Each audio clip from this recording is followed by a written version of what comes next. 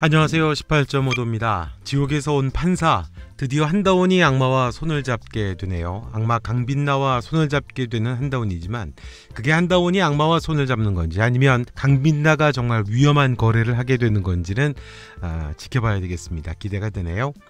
한빛나의 재판이 카타르시스를 주기는 하는데 강빛나의 재판의 성격이 조금씩 바뀌고 있죠. 그걸 오늘 이야기해 보려고 합니다. 왜 강빛나의 재판이 이전과 다르게 점점 감정적으로 변해가고 있을까요?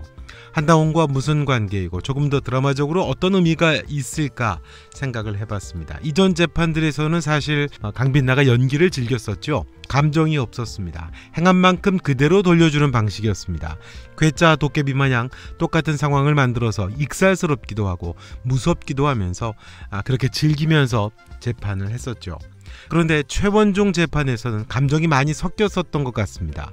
구타도 필요 이상으로 많았죠. 아주 화가 나 보였습니다.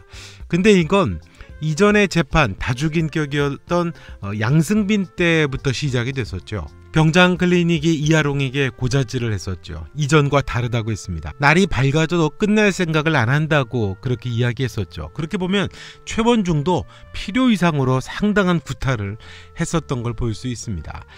평소와 다르게 감정이 진하게 실린 느낌이랄까 그렇게 이야기했죠. 양승빈의 사건은 또 공교롭게도 한다원의 사건과 비슷한 사건이었습니다. 자, 악마인 강빛나가 재판하는 건 공감 능력이 필요한 게 아니죠. 사실만 필요합니다. 그 사실에 맞춰서 진실대로 재판하는 게 강빛나의 일입니다. 감정이 없고 공감이 필요 없다는 건 드라마에 나오는 빌런들 역시 공통된 사항이었죠. 둘 다 악마입니다. 가족을 살해하고도 다중인격을 흉내낸 사람도 그렇고 최원중의 기도는 그걸 또 잘 설명해 주죠. 나는 저런 사람들과 달라서 행복하고 잘 먹고 잘 살게 해주셔서 감사하다고 그렇게 기도를 합니다. 자기 죄에 대해서도 이미 신이 용서를 했으니 무슨 상관이냐라고 하는 거죠. 그래서 강빛나가 자꾸 다그치듯 물어봤던 것도 신의 용서보다 더 중요한 것, 피해자들이 용서했냐라고 자꾸 물어봅니다. 가난한 사람들 가난해서 돈이라면 환장한다고 정태규가 그렇게 말할 때도 강빛나는 가난하게 살아본 것도 아니면서 그렇게 말을 하니 아주 기분 나쁘다고 그렇게 이야기합니다. 생각보다 공감이라는 감정이 커져가고 있는데 강빛나가 그걸 잘 모르는 것 같죠. 그래서 예전에 기계처럼 용서를 받았냐고 그렇게 묻던 그 대목이 감정적으로 전달이 되고 있습니다. 자, 왜 강빛나가 감정적이 되었을까요? 두 가지를 생각해 봤습니다. 한 가지는 물론 한다원 때문이죠. 언제일까요? 제가 볼 때는 칼을 잘못 썼기 때문이 아닌가 싶습니다. 캠핑하는 날 한다원의 눈물 때문에 처음으로 강빛나의 심장이 쿵쿵거리는 소리를 냅니다. 카일룸의 심장 뛰는 모습과 비슷하죠. 카일룸은 인간이 갖는 감정, 사랑이라는 뜨거운 심장이 아닌가 싶은데요. 그때 한다원을 죽일 때만 해도 감정적으로 변화가 없던 강빛나였습니다. 잘못된 재판이었죠. 찔러야 하는 죄인의 심장을 찌른 게 아닙니다. 눈물 때문에 자기도 모르게 쿵쿵거리게 했던 억울한 사람의 심장입니다. 그걸 오해하고 한다원을 찔렀으니 바엘에게 더 큰 벌을 받는 게 당연했겠죠. 이때 칼로 찌르면서 한다원에 대한 감정이 구체적으로 강빛나에게 들어온 것 같습니다. 찔러서는 안 되는 심장, 카일롬을 찔러버린 바람에 악마에게는 저주가 될 수도 있겠고 전혀 생각하지도 못했던 다른 사람의 아픔을 공감하는 심장을 갖게 된 게 아닐까요? 구화 예고편에서도 보면 한다원이 울 때 강빛나가 웁니다. 심장이 같죠. 마음이 같고 사랑이라는 게 같은 마음이잖아요. 공감하는 마음이기도 하고요. 그때 자기도 모르게 공감이라는 감정을 강빛나가 갖게 된 것 같습니다. 공감 능력이 없다 보니 말도 안 되는 흉악한 범죄가 벌어지는 거 아닙니까? 다른 사람을 불쌍하게 생각하는 것도 아픈 공감 능력에서 나오는 거거든요. 그러니까 피도 섞이지 않았던 김소영 팀장이 어린 한다원을 엄마처럼 키웠던 게 아닐까요? 자, 그리고 두 번째는 드라마가 피의자에 대해서 말하고자 하는 메시지가 담긴 것 같습니다. 어린 한다원은 피해자인데도 불구하고 자기를 가해자라고 합니다. 굉장히 좀 이해가 안 갔죠. 드라마가 카타르시스를 주는 게 그런 거잖아요. 악한 죄를 지었음에도 요리조리 다 빠져나가고 힘없는 사람들만 피해자로 남게 되죠. 그 피해자를 좀 더 깊이 있게 묘사했던 것 같습니다.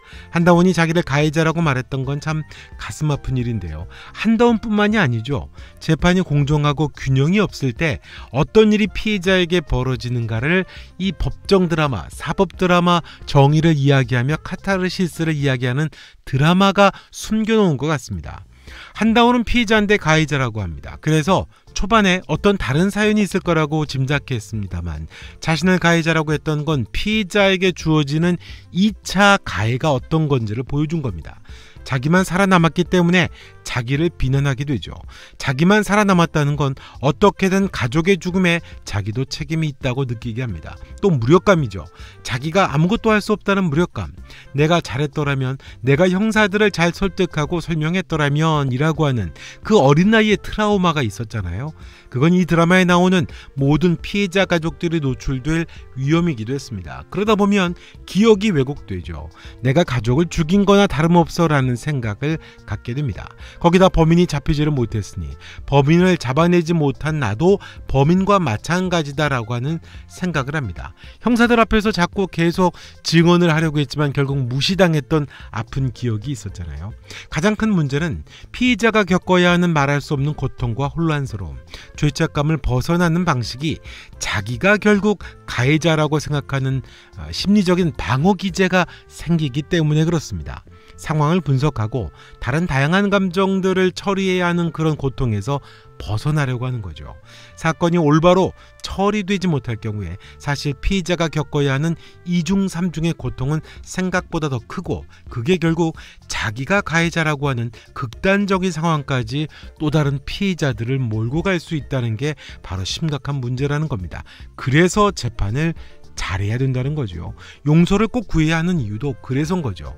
그 피의자의 재판까지 확장한 겁니다. 얼마나 많은 사람이 한다온처럼 무력감을 느끼겠습니까? 자기가 가해자라고도 생각하게 만든다는 그 위험한 사법과 정의의 현실을 드라마가 가져오려고 한 거죠. 그걸 강빛나가 한다온의 가슴을 잘못 찌르면서 갖게 한 겁니다. 조금 더 2차로 발전이 된 거죠. 다른 재판처럼 피의자의 가슴에 칼을 꽂는 죄를 강빛나도 똑같이 저질렀죠. 악마인 강빛나에게는 저주가 된 겁니다. 악한 걸 생각해야 하는 악마 강빛나가 피의자의 감정을 느껴야 하는 것이야말로 악마에게 가장 저주스러운 일이라고 할 수 있겠죠. 어떤 피의자의 가슴을 찌르는 일, 그것이 얼마나 피해자에게는 또 다른 아픈 2차, 3차의 더 고통스러운, 다른 사람이 알 수 없는 그 고통이 얼마나 큰 것인가를 보여줬던 장면인 거죠. 그래서 악한 거를 생각해야 되는 악마 강빛나에게 감정이 생긴다는 건 저주와 같은 거죠. 피해자의 감정을 느껴야 하는 것이야말로 악마에게는 가장 저주스러운 일이라고 할 수가 있는 겁니다. 하지만 그 감정은 저주일까요? 구원일까요? 이제는 주기도문까지 외우고 유황을 들고 다니는 조수 그만둡니다. 생각해보면 루시퍼가 천사에서 악마가 됐다라고 하면 악마도 천사가 된다는 설정을 이 드라마가 생각해보고 있는 건 아닐까, 그런 생각이 듭니다. 이건 다음 영상에서 생각해보도록 하겠습니다. 이번 영상은 여기까지 하겠습니다. 영상 좋으셨다면 좋아요, 구독, 여러분의 생각도 댓글로 남겨주시면 고맙겠습니다. 지금까지 18.5도였습니다. 지옥에서 온 판사, 다음 영상에서 뵙겠습니다. 고맙습니다.